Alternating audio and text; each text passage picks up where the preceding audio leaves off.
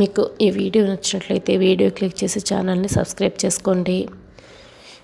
ఇక గీతకి ఇస్తాడు రఘురామ్. ఈ రోజు నుంచి ఇవి రెండు వేరే వేరే ఆటలు. ఈ పక్కనున్న వాళ్ళంతా మన వాళ్ళు, ఆ పక్కనున్న వాళ్ళతో మనకి ఎటువంటి సంబంధం లేదు, వాళ్ళతో మాట్లాడటానికి వీల్లేదు, తిండి తిప్పలు అన్నీ కూడా ఎవరికి వాళ్ళే అని ఇది నా మాటని దాటారు, నేను చచ్చినంత ఒట్టే అని రఘురామ్ అయితే ఒట్టు వేసేసుకుంటాడు. ఇక అమ్మ అని రామలక్ష్మి అయితే ఏడుస్తూ జానకి చేతుల్ని పట్టుకొని ఇంకా ఎక్కువగా ఏడుస్తూ ఉంటుంది. జానకి కూడా ఏడుస్తూ ఉంటుంది. రామ, ఈ రోజు నుంచి అమ్మ నాన్న అన్నీ కూడా నేనే నీకు అని రామలక్ష్మిని రఘురామ్ రాకు వెళ్ళిపోతాడు. ఇక బామ్మ అయితే నువ్వు మీ అమ్మ కన్నా ఒక అక్క ఎక్కువే చదివావే, మీ అమ్మ చేసిన దానికి మరింత ఎక్కువ చేసి మమ్మల్ని అందరినీ కూడా ఎలా బాధ పెడుతున్నావు, పెళ్లి వల్ల రెండు కుటుంబాలు కలుస్తాయని చెప్తారు, కానీ ఈ పెళ్లితో నువ్వు మమ్మల్ని విడదీశావు, నువ్వు బాగుపడవు, నాశనం అయిపోతావు అని శాపనార్థాలన్నీ పెడుతూ ఉంటుంది బామ్మ. ఇక జానకి ఇక చాలా ఏడుస్తూ ఉంటారు. సీను ఓదార్పుగా వాళ్ళపై చేతులు వేసి తాను కూడా ఏడుస్తూ ఉంటాడు. ఇక జానకి బయట కూర్చొని బాధపడుతూ ఉంటుంది. ఆద్య సీను అయితే గదిలో కూర్చొని రఘురామ్ మాట్లాడిన మాటల్ని తలుచుకొని బాధపడుతూ ఉంటారు. ఇక రఘురామ్ మాత్రం రామలక్ష్మి రఘురామ్ కాళ్ళపై తల పెట్టుకొని బాధపడుతూ ఉంటుంది. ఇక రఘురామ్ జానకిని గుర్తు చేసుకొని బాధపడుతూ ఉంటాడు. ఇక శివరాం, పార్వతి, బామ్మ, పద్మ, వెంకట్రావు అందరూ కూడా బాధపడుతూ ఉంటారు. ఇక ఆద్య సంధ్య ఫోటో దగ్గర దీపం పెడుతుంది. సారీ మమ్మ, సారీ అని ఫోటో దగ్గర చాలా బాధపడుతూ ఏడుస్తూ ఉంటుంది. ఇక అప్పుడే సీను అక్కడికి వస్తాడు. ఆద్య ఏడుస్తున్నావు అని అడుగుతూ ఉంటాడు. నీ వల్లే ఏడుస్తున్నాను, నువ్వు చేసిన పని వల్లే ఏడుస్తున్నాను అని ఆద్య అంటూ ఉంటుంది. నేనేం చేశాను ఆద్య అని సీను అడుగుతూ ఉంటాడు. చెప్పు ఆద్య, చెప్పు, నీ మాట ప్రకారమే మన ఇద్దరము పెళ్లి చేసుకున్నాము. రామలక్ష్మి కోసం నాకు చేతనైనంత సాయం నేను చేశాను అని సీను అంటూ ఉంటాడు. చేశాం, కానీ మనం ఏ పరిస్థితిలో ఇలాంటి పని చేయవలసి వచ్చిందో పెదనాన్నకి తెలియదు కాబట్టి ఆయన ఆవేశపడడంలో అర్థం ఉంది. ఆయన ఏ పరిస్థితిలో ఎంత కోపంతో ఉంటే మనల్ని ఇంట్లో నుంచి వెళ్ళిపోమని చెప్తాడు. కానీ అలాంటి పరిస్థితుల్లో నువ్వు నోరు మూసుకొని ఉంటే సరిపోయిండేది కదా. ఆస్తిలో నాకు వాటా ఉందని నువ్వు ఎందుకు నోరు తెరిచి అడిగావు? ఆస్తి పంపకాలు చేయమని ఎందుకు అడిగావు? ఎందుకు ఇలా చేశావు?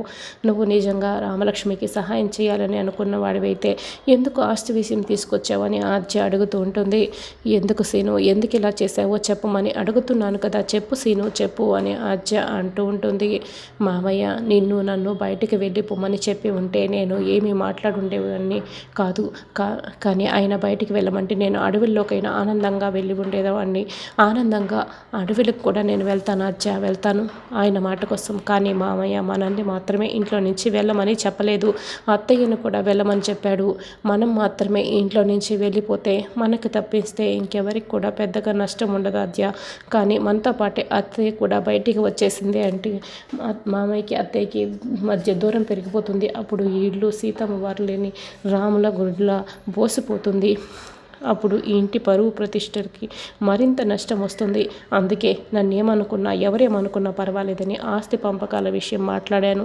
అందరూ ఈ ఇల్లు రెండుగా అయిపోయినందుకు చాలా బాధపడుతున్నారు, కానీ నేను మాత్రం సంతోషపడుతున్నాను అత్తయ్య మామయ్య దూరం కానందుకు అని సీను చెప్తూ ఉంటాడు. సారీ సీను, నువ్వు ఆస్తి విషయం తీసుకురాకపోయి ఉంటే ఎంత నష్టం జరిగి ఉండేదో నాకు ఇప్పుడే అర్థమైంది అని ఆద్య సారీ చెప్తూ ఉంటుంది. ఈ విషయంలో నేను నిన్ను అపార్థం చేసుకున్నందుకు సారీ సీను అని ఆద్య అంటూ ఉంటుంది.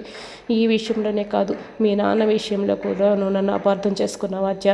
పోనీలే, ఏదో ఒకరోజు ఇప్పుడు అర్థం చేసుకున్నట్లే అప్పుడు కూడా ఏదో ఒకరోజు అర్థం చేసుకుంటావు, నాకు ఆ నమ్మకం ఉంది అని సీను అనుకుంటాడు. సీను, రామలక్ష్మి శౌర్యశాలలో కలపాలని మనం పెళ్లి చేసుకున్నాం, కానీ పెద్దమ్మ పెదనాన్న విడిపోయే పరిస్థితి వస్తుందని నేను అసలు అనుకోలేదు. మనం ఈ ఇంట్లోనే ఉంటున్నా కూడా ఆ ఇంటి మధ్యలో ఆ గీతని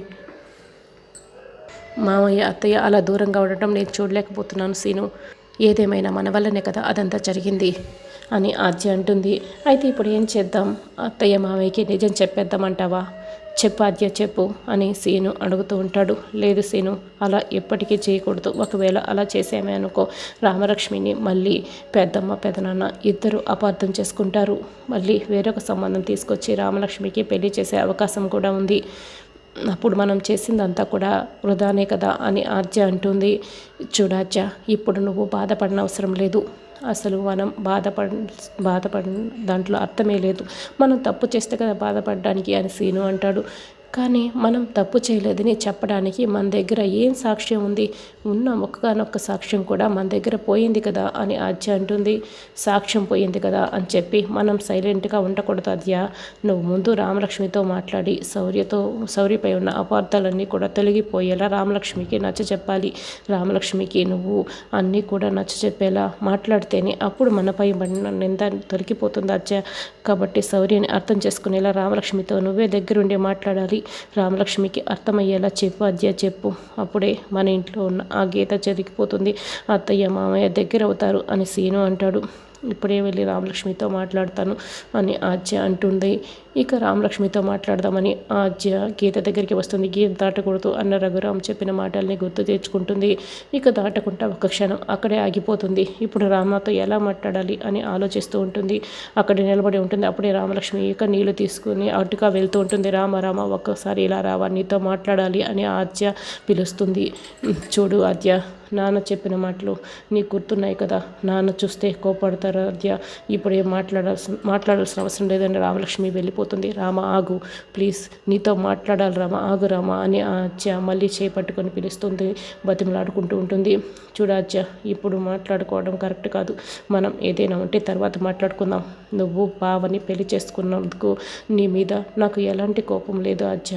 మీరిద్దరూ ఒకరినొకరు ప్రేమించుకున్నారు, ఇప్పుడు పెళ్లి చేసుకున్నారు. కాబట్టి నేనేదో బాధపడుతున్నానని నువ్వేం ఫీల్ అవ్వకు. నువ్వు హ్యాపీగా ఉండు.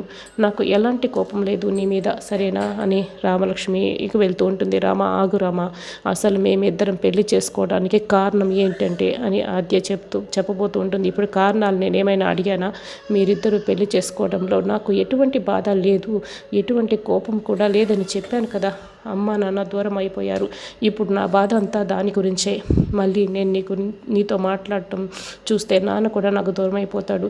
కాబట్టి నేను వెళ్తున్నాను ఆద్య అని రామలక్ష్మి ఇక వెళ్ళిపోతుంది.